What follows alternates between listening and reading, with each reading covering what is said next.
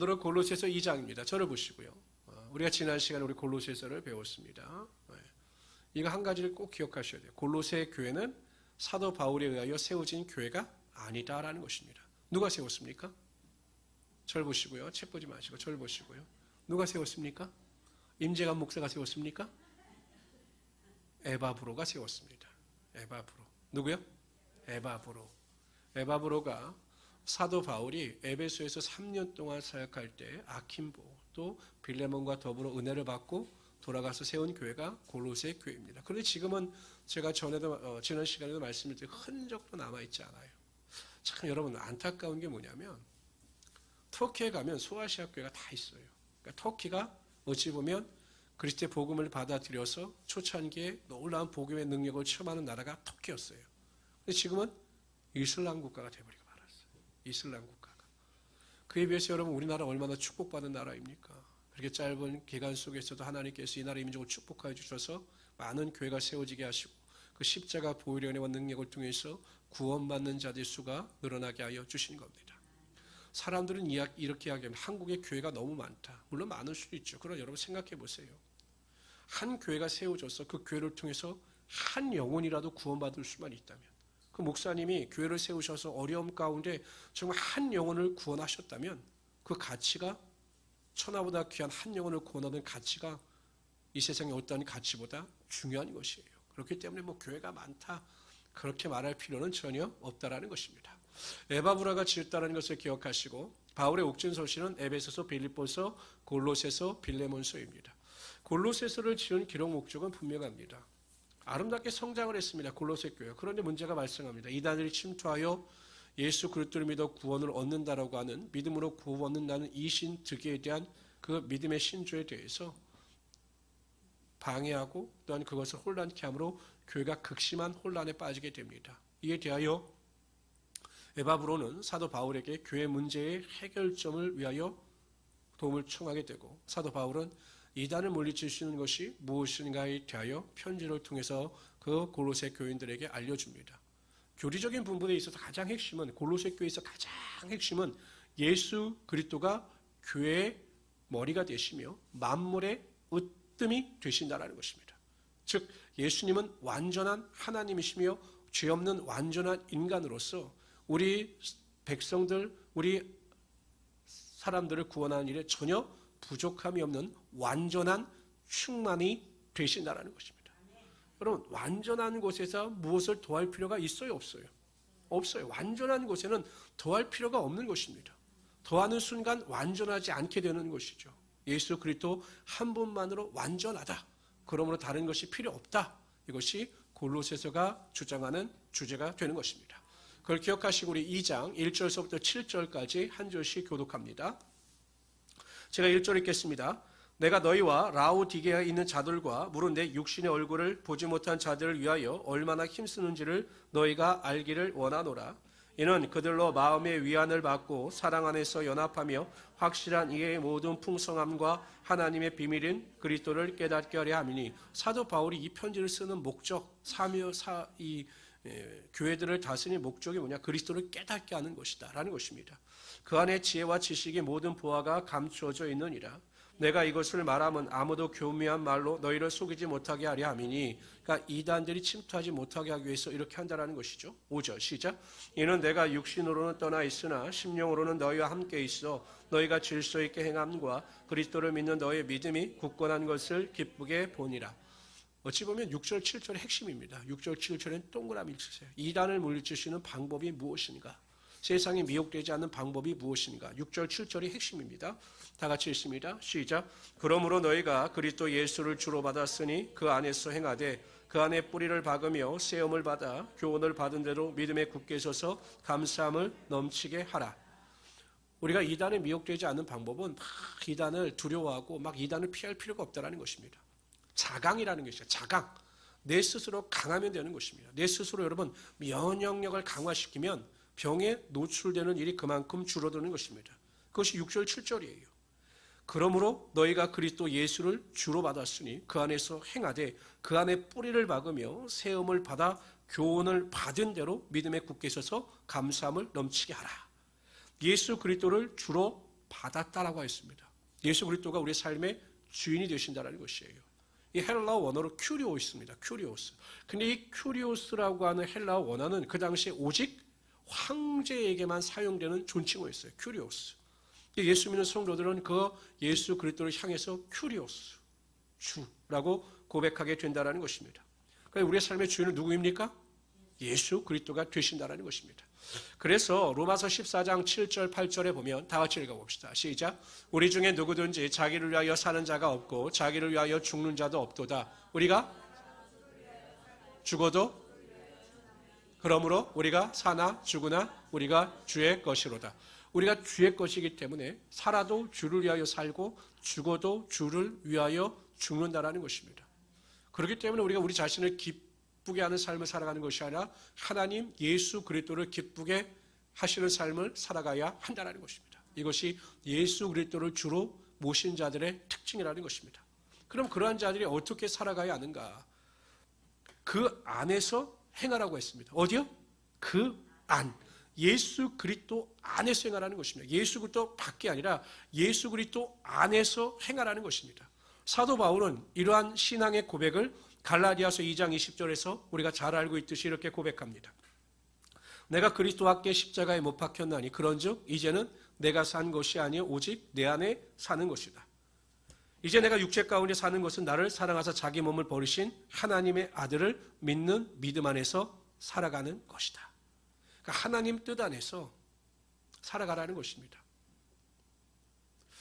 제가 지난번에 저희 집사람하고 이야기를 하다가 제가 농담으로 그런 이야기를 했어요. 제가 선택장애가 생겼다는 것 같아요. 선택장애. 그게 뭐냐면 저희 집사람하고 매일 한 24시간을 붙어 다니니까 뭘 살 때도 항상 물어보고 사요. 우리는. 저거 어때? 아이 별로야. 그럼 안 사요. 그러니까 제가 선택장애가 생긴 거예요. 인터넷에서 뭘 사고 싶은데 갑자기 제 와이프의 얼굴이 컴퓨터에 보이는 거죠. 이렇게 사지 마라. 그럼 못 사요. 그게 뭐냐? 배려하고 사랑하니까 항상 그 상대방의 의견을 존중하고 그 안에서 행하려고 노력하는 거죠. 예수 그리스도를 사랑한다라고 하는 것은 예수 그리스도 안에서 하나님의 뜻을 쫓아 살아간다라는 것입니다. 내가 원하는 것, 기뻐하는 것이 아니라 항상 이게 하나님의 뜻인가, 이것이 하나님이 기뻐하시는 일인가를 염두에 두고 그것을 삶의 우선순위로 둔다라는 것입니다. 세 번째, 그 안에서 뿌리를 박으라고 했습니다. 뿌리를 박으라. 이것을 뿌리를 박는다라고 하는 시편 1편 1절 3절 말씀과 관련이 있습니다. 복 있는 사람은 악인의 길을 쫓지 아니하며 죄인의 길에 서지 아니하며 오만한 자의 자리에 앉지 아니하고 오직 여호와의 율법을 즐거워하여 그 율법을 주야로 묵상하는 자구나. 그는 시냇가에 심은 나무가 철을 따라 열매를 맺으며 그 잎사귀가 마르지 아니한 같으니 그 모든 행사가 형통하리로다. 시냇가에 심기운 나무, 물가, 하나님의 말씀에 뿌리를 두고 살아가는 자들, 그래서 하나님의 말씀을 주야로 묵상하는 자들은 반드시 하나님의 형통의 축복이 임하게 된다는 것입니다. 예수 안에서 뿌리를 내린 자들은 하나님의 말씀을 사모하고 하나님의 말씀을 읽고 묵상하면서 그 뜻 가운데 점점 하나님의 의를 이루며 살아갈 수 있게 된다는 것입니다. 네 번째, 새 몸을 받으라, 세움을 받으라, 세움을 받으라 이렇게 말씀하셨어요. 이 세움을 받다라고 하는 그 헬라어 원어의 의미는 건축물을 쌓아 올리다라는 의미예요. 건축물을 쌓아 올린다. 그러니까 여러분, 건축물을 점점점 쌓아 올리면 나중에는 이 건축물이 완성이 되잖아요. 점점점 완성된 모습을 갖추어져 가지 않습니까? 그처럼 우리의 신앙이 매일 쌓아 올리는 것처럼 성장과 성숙을 이루어 가야 한다는 것입니다. 어제는 오늘보다, 내일은 오늘보다 더 나은 믿음의 진보와 발전이 반드시 성도들에게 있어야 한다는 것입니다. 다섯 번째는 감사함을 넘치게 하라 이렇게 이야기하고 있습니다. 감사함이 넘치다. 도가 지나치도록 감사하라는 것입니다. 감사할 상황이 아닌데도 감사하라는 것입니다. 예전에 김동길 목사님께서 김동길 교수가 이런 간증을 한 적이 있어요. 본인의 어머님이 그렇게 감사를 잘하시는 분이래요. 그냥 말만 하면 감사, 모든 일 감사. 근데 하루는 어머님이 딱 길을 가시다가 얼음판에서 쫙 미끄러져서 왼팔이 이렇게 부러지시는 것 같아요.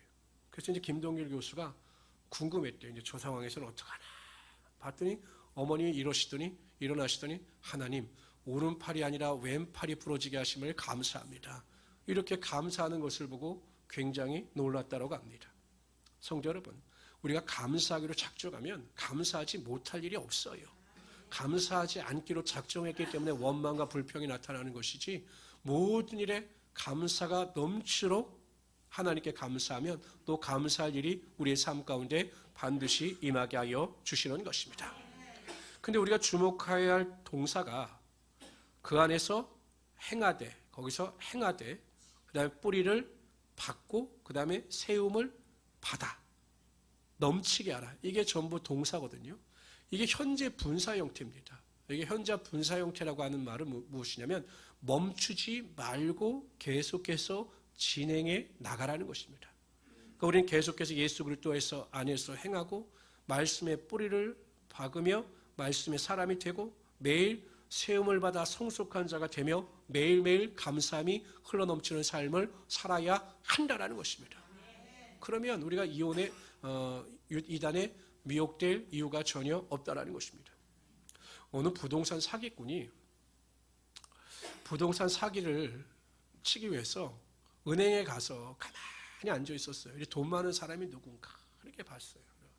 그래서 그 사기꾼의 눈에 딱 들어오는 노인 어르신이 계셨습니다. 좀 어수룩해 보이고 내가 사기를 치면 충분히 사기를 칠 수 있겠다라고 생각하여 그 어르신에게 접근을 합니다. 그래서 이렇게 이야기해요. 어르신, 이번에 부동산 좋은 물건이 하나 있는데 1억을 투자하면 2억을 벌 수가 있습니다. 어떻습니까? 저가 한번 같이 가보시지 않겠습니까? 라고 이야기했습니다. 그랬더니 어르신이 웃어요. 나는 필요 없어요. 나는 그런 류에 관심이 없어요. 라고 이야기를 합니다. 왜 그랬을까요? 그 노인 양반 어르신이 2억을 벌 수가 있다고 하는데 필요 없다. 나는 괜찮다. 나 관심도 없다. 라고 웃으면서 그냥 나갔어요. 왜 그러셨을까요? 왜 그랬을 것 같아요? 네? 사기꾼인 줄 알고? 아니에요. 그 어르신은 재산이 수백억 조의 재산이 있던 분이에요. 여러분, 수백조의 재산인데 그 2억 그거 벌려고 무슨 1억을 투자하고 그 돈에 신경 쓸 필요가 있어. 내가 부자인데. 뭐 2억은 아무것도 아닌 부자인데 뭐 그 2억 벌려고 그런 생각이 전혀 없는 거예요. 마찬가지죠. 우리가 예수 그리스도 한 분만으로 만족하고 그 안에서 행하며 그 뜻을 쫓아 순종하고 말씀 가운데 매일 성장과 성숙을 이뤄가며 감사함을 넘치게 하면 어떤 이단들이 와서 미혹하고 우리를 유혹한다 할지라도 아무 소용이 없는 것입니다. 아니 예수 그리스도 한 분만으로 만족하며 지금도 잘 살고 있는데 거기에 뭐가 더 필요합니까? 그거 아시죠? 여러분, 이단들이 딱 교회 들어와서 어떤 사람을 딱 포섭 1호로 삼는지 아십니까? 그 이단들의 규칙이 있어요. 누구를 포섭하는지. 첫 번째가 교회에 대해서 원망불평하는 사람들이에요. 믿음 안에서 원망불평 많이 하는 사람들을 딱 타켓으로 삼습니다. 그리고 그 사람들을 포섭하고 여지없이 넘어가죠. 만족하지 못하고 원망불평하니까 사단의 미혹에 넘어갈 수밖에 없는 것입니다. 우리는 예수 그리스도 한 분만으로 만족하고 감사하며 복음의 진리 가운데 하나님을 찬양하며 영광 가운데 하늘의 소망을 두며 살아갈 수 있어야 한다는 것입니다. 우리 8절부터 17절까지 읽도록 하죠. 8절부터 17절까지는 구체적으로 어떠한 이단인가. 여기는 유대주의자들. 믿음을 믿어서 구원은 없지만 할례도 필요하고 또한 세례도 필요하고 또한 절기를 지켜야 한다라고 하는 그 율법주의자들에 대한 경고입니다. 누가 철학과 헛된 속임수로 너희를 사로잡을까 주의하라. 이것은 사람의 전통과 세상의 초등학문을 따르며 그리스도를 따름이 아니니라. 그 안에는 거하시고 너희도 그 안에서 충만하여 졌으니 그 모든 통치자와 권세의 머리시라. 예수님께서 통치자와 권세의 머리시라는 것입니다. 시작. 또 그 안에서 너희가 손으로 하지 아니한 할례를 받았으니 곧 몸을 벗는 것이요 그리스도의 할례니라. 마음의 할례죠. 마음의 할례. 믿음으로 구원 얻는 마음의 할례인 것입니다. 12절 시작. 너희가 세례로 그리스도와 함께 장사되고 또 죽은 자들 가운데 그를 일으키신 하나님의 역사를 믿음으로 말미암아 그 안에서 함께 일으키심을 받았느니라. 또 범죄와 육체의 무할례로 죽었던 너희를 하나님이 그와 함께 살리시고 우리의 모든 죄를 사하시고 우리를 거스리고 불리하게 하는 법조문으로 쓴 중서를 지우시고 제하여 버리사 십자가에 못 박으시고 우리의 모든 죄를 사하시는 거예요. 죄인이라고 하는 모든 죄를 사하시는 것입니다. 통치자들과 권세들을 무력화하여, 이건 사단입니다. 통치자들과 권세들은 사단입니다. 무력화하여 드러내어 구경거리로 삼으시고 십자가들 그들을 악한 자들을 이기셨느니라. 그러므로 먹고 마시는 것과 절기나 초하루나 한식일을 이유로 누구든지 너희를 비판하지 못하게 하라. 17절의 핵심입니다. 시작. 이것들은 장래일이 그림자이나 몸은 그리스도의 것임이니라. 그러니까 율법주의자들에 대한 구체적인 비판이 나타납니다. 여전히 인간들은 이 공로주의라고 하는 것에 대한 미련이 있어요. 우리가 여러분 예수를 믿기만 하면 구원을 얻는다. 이게 너무 쉬우니까 이 믿는 것에 무엇인가 나의 공로와 노력이 있어야 구원이 완전히 이루어진다라고 하는 착각을 하는 경우들이 종종 있다라는 거죠. 율법주의자들이 그런 거죠. 율법을 지켜야 한다. 뭐 할례도 행해야 되고 오늘 본문에 보면 16절에 보면 먹는 것, 마시는 것도 우리가 구별해야 되고 절기도 지켜야 되고 초하루도 지켜야 되고 안식일도 지켜야 한다라고 이야기를 합니다. 이에 대해서 사도 바울은 그냥 한 문장으로 해결해 버려요. 17절이에요. 이것들은 장래일의 그림자이니 몸은 그리스도의 것이니라. 예수 그리스도께서 뭐라고 말씀하셨습니까? 내가 율법의 마침이 되고 율법의 완성이 되고 율법으로 나로 말미암아 율법이 다 이루어졌다라고 선포하셨어요. 그러니까 율법의 모든 것은 예수 그리스도를 예표하는 그림자입니다. 실체가 왔기 때문에 그림자는 더 이상 필요하지 않은 거죠. 예수님께서 율법의 완성자가 되어주셨기 때문에 더 이상 할례도 필요 없고 더 이상 절기나 뭐 먹고 마시는 음식이나 이런 것에 대해서 사람들이 집착할 필요가 없다라는 것입니다. 예수님께서 열어놓은 그 길을 걸어가면 되는 것입니다. 십자가 보혈의 은혜와 능력을 믿기만 하면 구원을 받아 하나님의 자녀가 된다라고 하는 그 구원의 길을 순종하며 믿음으로 살아갈 때 하나님의 은혜와 축복이 우리의 삶 가운데 반드시 임하게 되는 것입니다. 그래서 우리 성도들도요. 천하 인간의 구원 얻을 만한 다른 이유는 우리에게 주신 일도 없어요. 오직 믿음은 구원은 믿음으로 얻는 것입니다. 그것이 하나님의 선물이고 하나님의 궁휼하심과 하나님의 사랑인 것입니다. 그걸 감사함으로 받아들이면 되는 것입니다. 우리 18절부터 23절까지 읽도록 하죠. 여기는 이제 천사 숭배 사상과 이단에 대한 결론적인 경고입니다. 18절 시작. 아무도 꾸며낸 겸손과 천사 숭배를 이유로 너희를 정죄하지 못하게 하라. 그가 그 본 것에 의지하여 그 육신의 생각을 따라 헛되이 과장하고 머리를 붙들지 아니한지라. 온몸이 머리로 말미암아 마디와 힘줄로 공급함을 받고 연합하여 머리가 예수 그리스도예요. 그 천사 숭배 사상하는 자들이 예수 그리스도를 붙잡지 않았다라는 것입니다. 하나님이 자라게 하심으로 자라느니라. 너희가 세상의 초등학문에서 그리스도와 함께 죽었거든 어찌하여 세상에 사는 것과 같이 규례에 순종하느냐. 그러니까 세상의 초등학문에 대해서 우리가 완전히 죽은 자예요. 그거 정말 너무 보잘것없는 그런 학문이라는 것입니다. 그 붙잡지도 말고 맛보지도 말고 만지지도 말라는 것이니 이 모든 것을 한때 쓰이고 없어지리라. 사람이 명령과 가르침을 따르느냐. 이런 것들은 자의적 숭배와 겸손과 몸을 괴롭게 하는 데에는 지혜 있는 모양이나 그렇죠. 몸을 괴롭게 하는 데는 굉장히 지혜로운 거예요. 절제하는 데는 오직 육체 따르는 것을 금하는 데에는 조금도 유익이 없느니라. 우리의 신앙에는 절대 이단 사상들이 금욕이나 하는 모든 것들이 유익이 없다라는 것입니다. 그러니까 당시에 천사를 숭배하는 사람들은 이런 생각을 가지고 있었어요. 우리가 어찌 감히 하나님 앞에 나가 하나님께 대하여 구할 수 있느냐. 이건 우리가 너무 교만한 것이다. 그렇기 때문에 우리를 대신하여 하나님께 간구하는 천사가 있기 때문에 우리가 그 천사를 숭배하고 그 천사를 통해서 하나님께 우리의 소원을 아뢰야 한다. 이게 천주교의 교리와 너무 비슷하죠. 그래서 천사를 막 숭배하는 겁니다. 하나님의 말씀을 모르면 사람이 이렇게 무지하게 되는 것입니다. 예수 그리스도께서 십자가에 달려 돌아가심으로 말미암아 하나님과 우리 사이에 막힌 담을 완전히 허무셨습니다. 그래서 히브리서 4장 16절에 보면 그러므로 우리가 궁휼하심을 받고 때를 따라 돕는 은혜를 얻기 위하여 은혜의 보좌 앞에 담대히 나아갈 것이니라. 하나님 우리를 직접 만나기를 원하시는 것입니다. 우리가 직접 하나님께 기도하고 직접 하나님을 찬양하고 하나님께 감사하기를 원하신다라는 것입니다. 이게 우리에게 주어진 특권이에요. 우리가 하나님의 자녀로서 우리에게 주신 특권입니다. 이런 특권을 가지고 엉뚱한 것에 마음을 빼앗기지 마시고 하나님 안에서 믿음을 지키며 순종하며 살아갈 수 있는 하나님의 귀한 성도들이 되시기를 주님의 이름으로 축원합니다. 사람들 보면요. 꽁트 같은 데 보면 급할 때 이렇게 기도를 합니다. 석가님, 공자님, 마호메님, 하나님 제 기도를 들어주십시오 라고 막 기도합니다. 어리석은 거죠. 이게 초등학문에 빠진 자들의 생각이라는 것이에요.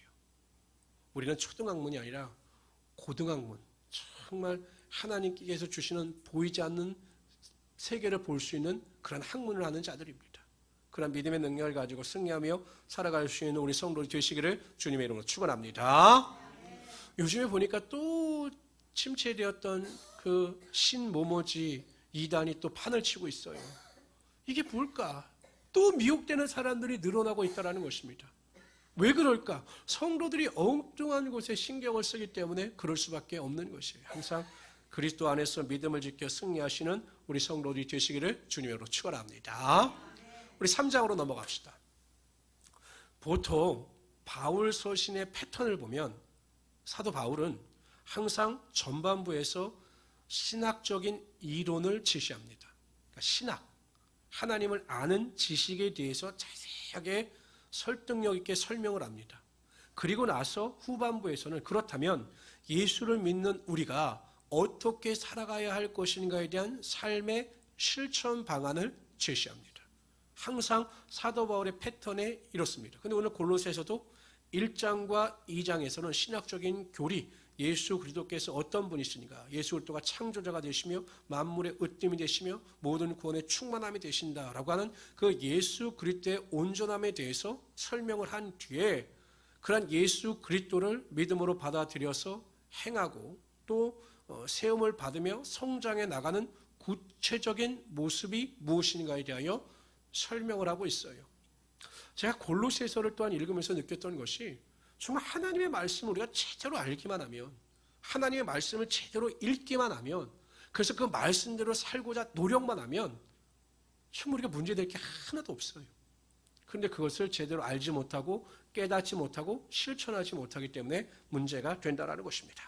우리 1절부터 4절까지 읽도록 하죠. 먼저 여러분들 1절 읽어주세요. 시작. 그러므로 너희가 그리스도와 함께 다시 살리심을 받았으면 위의 것을 찾으라. 거기는 그리스도께서 핵심입니다. 여기다 줄 치세요. 4장서부터 5장까지 실천적인 면에 있어 가장 중요한 것이 요약한 것이 위의 것을 찾으라는 것이에요. 위의 것을 찾으라. 예수 믿는 사람들은 위의 것을 찾아야 한다는 것입니다. 2절 제가 읽겠습니다. 위의 것을 생각하고 땅의 것을 생각하지 말라. 이는 너희가 죽었고 너희 생명이 그리스도와 함께 하나님 안에서 감추어졌습니다. 우리 생명이신 그리스도께서 나타나실 때에 너희도 그와 함께 영광 중에 나타나리라. 예수 믿고 구원받은 성도들은 땅의 것이 아니라 위의 것을 생각하라 이렇게 말씀하셔요. 한번 여쭤봅시다. 여러분 어저께 오늘 보니까 코로나 확진자 수가 굉장히 많이 늘었다고 합니다. 몇 명 정도까지 됩니까? 코로나 확진자 수가? 그렇죠. 7,000명 넘었죠. 7,000명 정도. 여러분들 다 코로나 확진자 수에 대해서 관심이 있으시죠? 네, 5,000명, 6,000명. 미국은 몇 명일까요? 그렇게 말씀하시면 안 되죠. 많죠. 이러면 안 되시죠. 관심이 없죠. 네. 미국 대통령 이름이 뭡니까? 몰라요? 우리나라 대통령 누구십니까? 네, 다 아시죠? 옆집 아저씨 나이 아십니까? 남편 나이 아시죠? 나이 먹으니까 남편 나이도 모르신다고 그러겠는데. 보세요. 남의 집, 남의 나라에 관심이 없어요. 그렇잖아요. 우리가 어디에 속한 백성입니까? 하나님 나라, 위에 속한 사람이에요. 위에 하나님 나라에 속한 자들. 그러면 이 땅은 우리가 속한 나라가 아니기 때문에 이 땅에 대해서는 관심을 가질 필요가 없어요. 근데 우리 어떻습니까? 우리의 본본은 하나님의 나라에 속한 자인데 내가 속한 나라에는 별 관심이 없고 남의 나라에 관심이 너무 많은 거예요. 우리나라는 확진자가 7,000명씩 나타나는 우리나라 확진자는 관심도 없어요. 미국에서 10,000명, 20,000명 나타난다. 어저께 바이든 대통령이 위험한 일을 당했는데 큰일 났다. 이런 사람을 보면 여러분들 뭐라고 그러겠어요? 정신 차려 이 사람을. 왜 남의 나라에 이렇게 관심이 많아? 남의 집에 관심이 많아? 이렇게 말하지 않겠어요?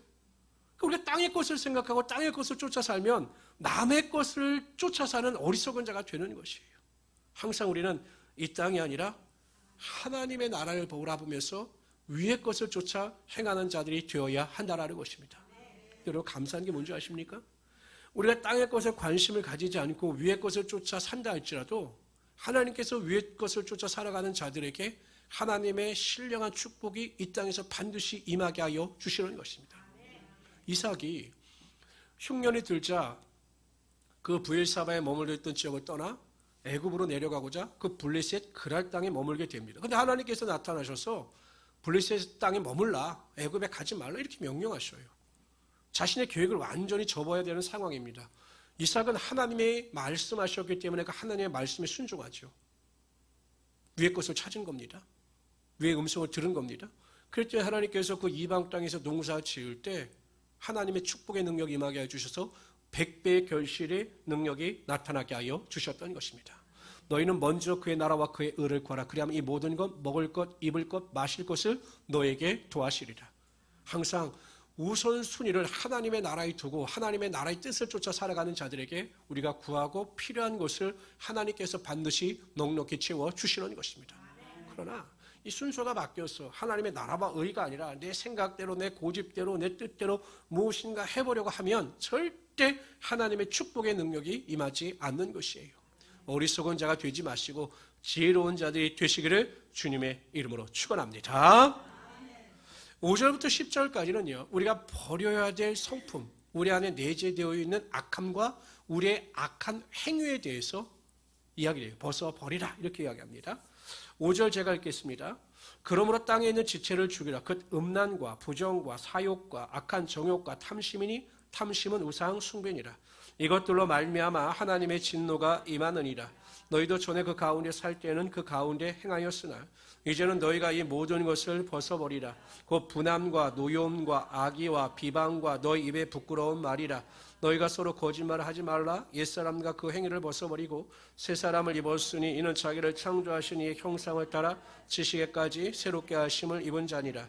거기에는 헬라인이나 유대인이나 할레파나 무할레파나 야만인이나 수구디아인이나 종이나 자유인의 차별이 있을 수 없나니 오직 그리스도는 만유시요 만유 안에 계시니라. 5절에 보면 이게 5가지 성품입니다. 우리가 버려야 될 내적인 것, 음란, 성적인 음란, 부정, 바르지 못한 성품, 깨끗하지 못한 것, 사욕과 악한 정욕은 이 원어로 보면 거의 비슷합니다. 남에게 해를 끼치는 욕심, 그 다음에 탐심은 지나친 욕심을 말씀하고 있는 것입니다. 이런 것을 우리의 성품 가운데 다 내어버리도록 노력해야 한다는 것이에요. 그러니까 악한 것, 하나님의 본성이 아니라 마귀의 본성이 우리 안에 자리 잡지 못하도록 매일 나를 쳐서 하나님의 말씀에 복종해야 한다는 것, 버려야 한다는 것이에요. 계속. 근데 이게 매일 우리 안에 들어왔다 나갔다 들어왔다 나갔다를 반복하거든요. 두 번째는 행위 자체를 삼가 조심해야 한다는 것입니다. 마음속에 있는 오늘 본문에 보면 8절에 나옵니다. 벗어버리라. 분함, 노여움, 악의와 비방, 입에 부끄러운 말, 거짓말. 근데 이게 다 연관이 되어 있어요. 이게 어찌 보면 사람과의 관계 속에서 이루어지는 일인데 다른 사람에게 분을 품게 되면 악의를 가지고 타인을 회방하기 위하여 여러 가지 생각들을 하게 되고 부끄러운 말이나 거짓말을 하게 된다는 것입니다. 내 안에 상대방에 대한 악의가 있어요. 악의가 있으면 그 악한 마음, 분함과 노여움이 있으면 그 분함과 노여움이 악한 의도로 나타나게 되고 다른 사람을 잘못되게 하기 위해서 거짓말도 하게 되고 남을 비방하는 말도 하게 된다는 것입니다. 제일 시초가 분함과 노함이에요. 다른 사람에 대한 분함과 노함. 이것이 절대 자리 잡지 못하도록 해야 한다는 것입니다. 그런데 뒷절에 보면 우리가 악한 것, 부정적인 것을 상쇄할 수 있는 긍정적인 요소들이 나와요. 그러니까 없애려고 하지 말고 그것을 채우면 우리 안에 있는 악함이 다 떠나가게 된다는 것입니다. 그것이 12절에서 17절까지 나오는데 10절에서는 이 12절에서 17절까지 나오는 변화에 대하여 새 사람을 입었다. 우리가 지식에까지 새롭게 됨을 입었다. 그러므로 올바른 정체성을 가지고 살아가야 한다라고 고백하고 있는 것입니다. 여러분 어떻습니까? 여러분들 권사님, 우리 장로님, 안수 집사님, 우리 집사님 이거에 대한 정체성이 있으십니까? 제가 식당에서 밥을 먹을 때 갑자기 어떤 분들이 잘 먹다가 목사님 이러면 갑자기 제가 경직이 됩니다. 서빙을 받고 이러다가 아니 그냥 편하게 밥을 먹으려고 그러는데 갑자기 누군가 목사님 이러면 이제 듣잖아요 다른 분들. 그럼 그때부터 아주 경직이 됩니다. 그래가지고 제가 행동이나 말이나 한 가지가 조심스러워져요. 근데 여러분 항상 우리 의식 속에 내 의식 속에 나는 목사다, 목회자다, 하나님의 종이다라고 하는 이 정체성이 있기 때문에 어디에 가든지 말 한마디 또한 행동 하나하나가 굉장히 조심스럽습니다. 여러분도 마찬가지예요. 하나님께 택하신 하나님의 거룩한 자녀입니다. 구별받은 백성이에요.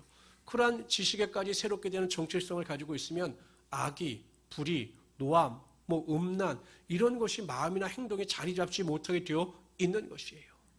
그러한 세 사람의 본성을 가지고 승리하며 살아갈 수 있는 우리 성도들이 되시기를 주님의 이름으로 축원합니다. 그러면서 12절에서 17절까지 이제 우리가 품어야 될 본성, 이게 성령의 9가지 열매와 다 관련이 있습니다. 12절 우리 다 같이 읽읍시다. 여러분들 읽어주세요. 시작. 그러므로 너희는 하나님이 택하시고 거룩하고 사랑받는 자처럼 궁율과 자비와 겸손과 온유와 오래 참음을 옷 입고 누가 누구에게 불만이 있거든 서로 용납하여 피쳐 용서하되 주께서 너희를 용서하신 것 같이 너희도 그리하고 이 모든 것 위에 사랑을 더하라. 이는 온전하게 매는 띠니라. 그리스도의 평강이 너희 마음을 주장하게 하라. 너희는 평강을 위하여 한 몸으로 부르심을 받았나니 너희는 또한 감사하는 자가 되라. 그리스도의 말씀이 너희 속에 풍성히 거하여 모든 지혜로 피차 가르치며 권면하고 시와 찬송과 신령한 노래를 부르며 감사하는 마음으로 하나님을 찬양하고 17절 다 같이 읽읍시다. 시작.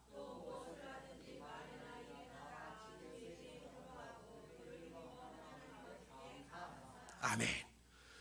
이 성품대로만 살아가면 절대 우리의 삶에 또한 교연의 문제가 발생할 수가 없어요. 다른 사람에게 대하여 궁율, 불쌍하게 여기는 마음, 자비, 너그러운 마음, 겸손, 낮아지는 마음, 온유, 부드러운 거죠. 이것도 부드러운 마음, 오래 참음을 옷 입고 살아가게 되면 문제가 발생할 수 없게 된다는 것입니다. 그럼에도 불구하고 문제가 발생하게 되면 서로 용서하고 그래서 사랑하고 서로 화평을 이루며 살아가야 한다는 것입니다. 여러분, 교회 안에서 아름다운 교회의 모습을 이뤄가기 위해서 가장 중요한 것은 사랑이에요. 용서하고 살아가는 것입니다.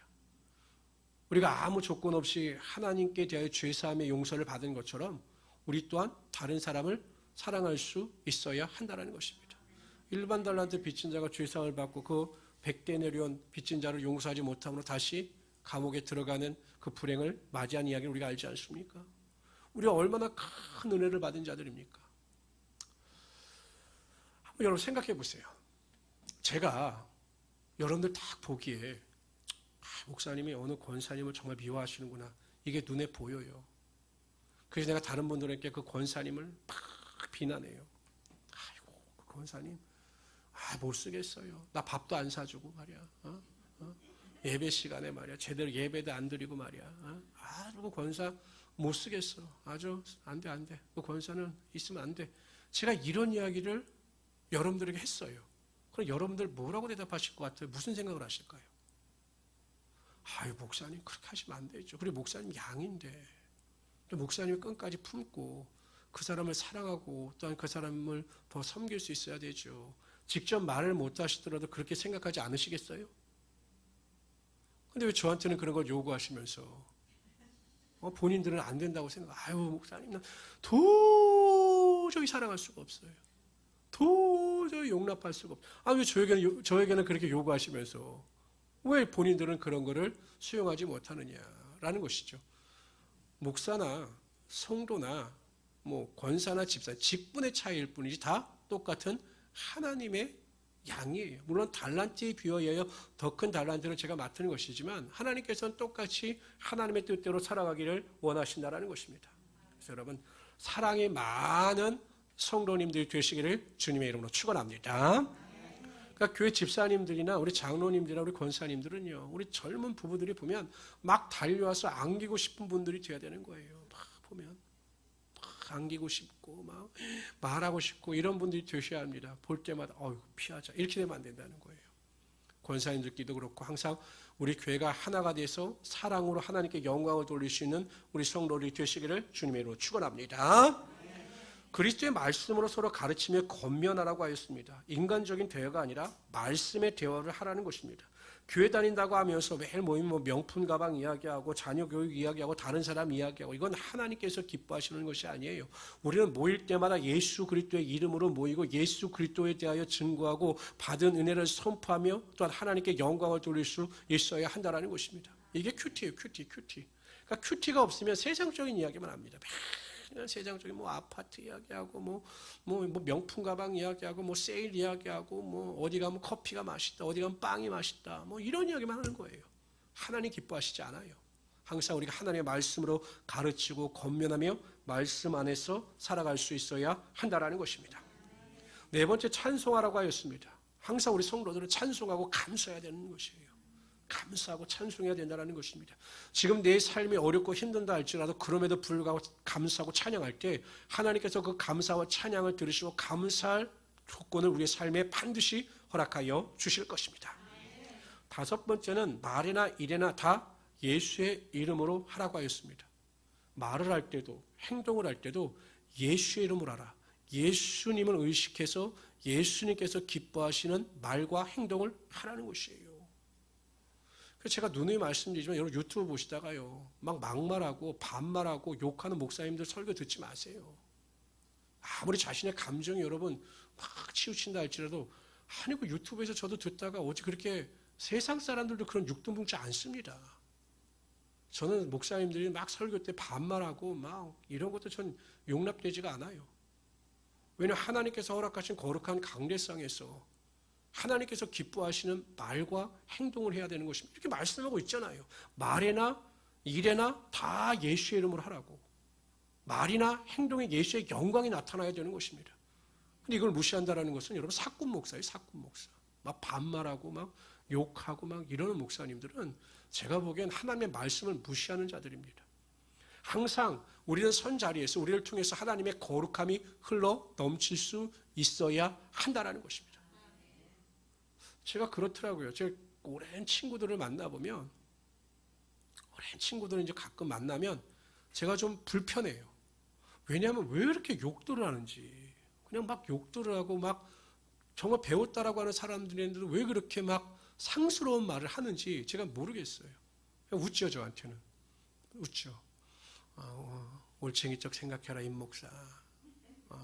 너 정말 많이 말이나 이런 게 이제 목사 같다 이야기하는데, 그러니까 우리가 불편함을 느껴야 돼요. 예수 이름으로 말하지 아니하고 행동할 때 우리가 불편함을 느낄 수 있는 게 정상이에요.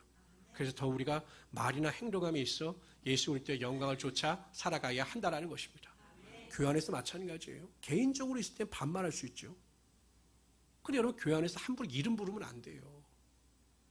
개인적으로 부를 수 있어요. 개인적으로 뭐 우리 공영승 원사님하고 친하면 그럼 좀 이름이 좀 그러시네. 영순아 이렇게 부르긴 좀 그러네. 명자야 뭐 이렇게 개인적으로 친하면 할 수가 있지만 공식적인 자리에 항상 직분을 부르고 상대방을 존중하고 높여줄 수 있어야 한다는 것입니다. 그래서 여러분 말이나 행동함이 있어 예수 그리스도의 영광이 나타날 수 있도록 사소한 일에도 신경을 쓸 수 있는 하나님의 귀한 성도들이 되시기를 주님의 이름으로 축원합니다.